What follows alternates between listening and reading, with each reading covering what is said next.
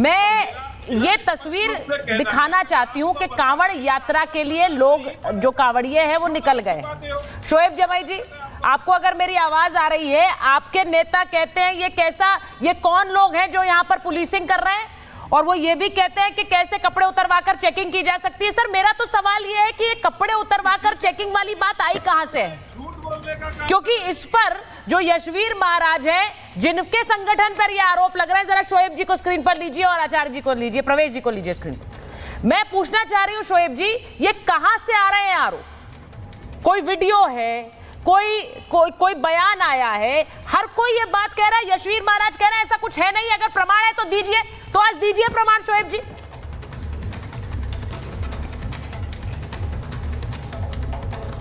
देखिए सुचारिता जी, जब कोई व्यवस्था करनी होती है उस समय पुलिस जब अपना काम करती है, प्रशासन अपना काम करता है, सरकार अपना काम करता है, तो लोगों के मत हो सकते हैं, उसके बचाव भी किया जा सकता है, उसकी आलोचना भी होती है, ये अलग अलग मामले। लेकिन क्या पुलिसिंग का काम किसी और संगठन को सौंपना और उसकी बचाव करना, ये आपको लगता है ठीक है? ना मीडिया को उसका बचाव करना चाहिए, ना किसी सभ्य समाज के लोगों को, ना किसी पॉलिटिकल पार्टी को उसका बचाव करना चाहिए। सवाल ये होता है कि जब पुलिस वहां मौजूद है, जब प्रशासन मौजूद है मुजफ्फरनगर में, तो यशवीर महाराज या कोई भी महाराज हो, उनको कौन ये अधिकार देता है कि किसी होटल में जाकर के वो जांच परख करे या कोई अभियान चला करके लोगों से पूछे कि तुम्हारे लाइसेंस कहाँ है? ये क्या सुप्रीम कोर्ट इसका अधिकार देता है? कानून इसका अधिकार देता है? कौन से कानून के तहत इनको पूछने का अधिकार है एक आम नागरिक को दूसरे नागरिक से, जबकि आप विजिलेंटे कर रहे हैं?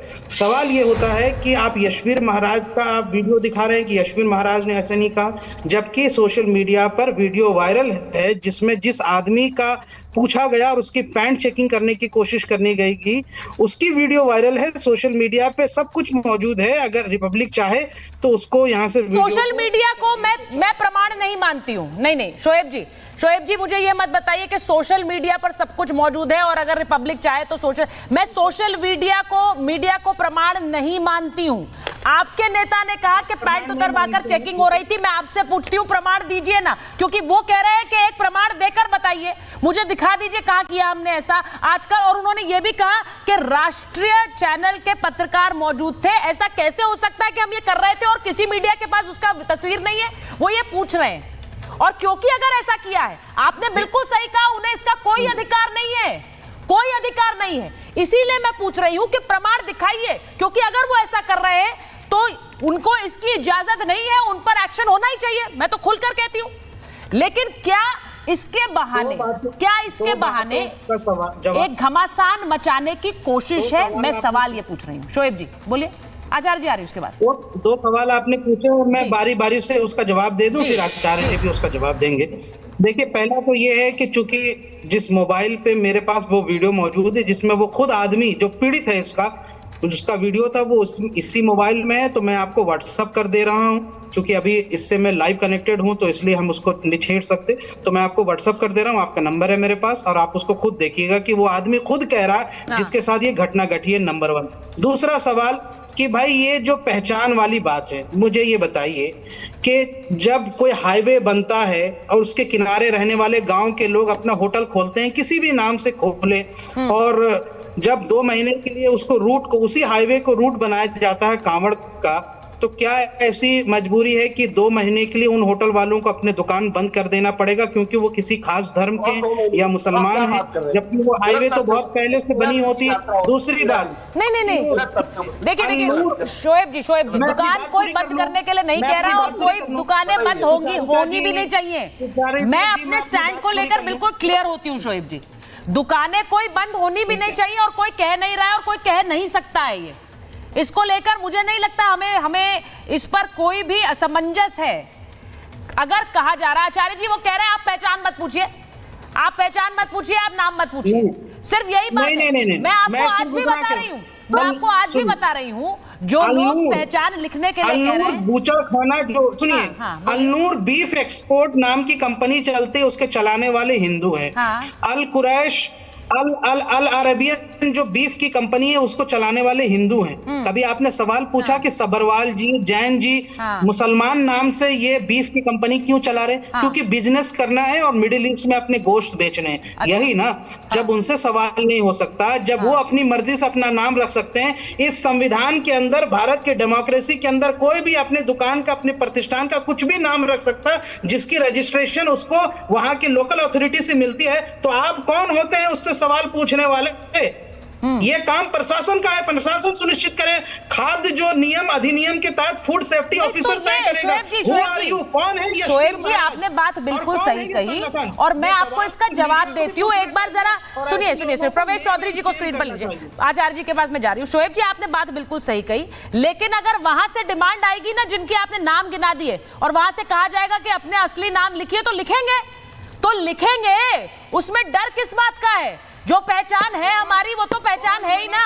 अगर वो नाम आप कह रहे हैं कि नाम इस नाम से क्यों जा रहा है, मैं तो कह रही हूं अगर वहां से डिमांड आएगी तो वहां भी लिखेंगे। यहां से अगर मांग आ रही है तो लिखना पड़ेगा ना सर, लिखना नहीं पड़ेगा क्या? प्रवेश जी को लीजिए जरा, मैं एक बार प्रवेश चौधरी जी के पास जा रही हूँ।